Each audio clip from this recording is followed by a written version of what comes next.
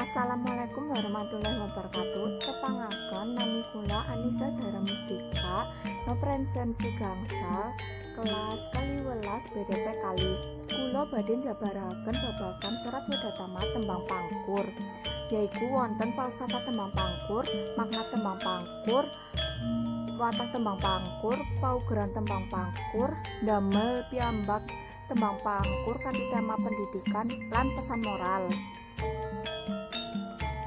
Kaping satunggalipun wonten falsafah tembang pangkur, yaiku pangkur tegesanipun nyingkiri hawa nafsu angkara sampun boten buru kadonyan maneh uripnipun marang Maha Kuasa.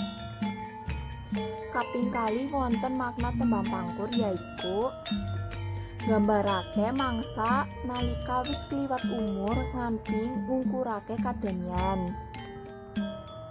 Kaping 3 wonten watak tembang pangkur, yaiku madhep mantep, banter lan nesu. Kaping 1 wonten paugeran tembang pangkur, yaiku guru gatra 7. Guru lagu yaiku A I U A U A I. Guru milangan wonten 8 setunggal welas 8 pitu kali welas 8. Kang terakhir kula badhe ndamel piyambak tembang pangkur kanthi tema pendidikan. Nuntut ilmu sing barokah, dimimiti sabar lan sing kemati, ajang lawan marang guru, ben ilmune kang guna,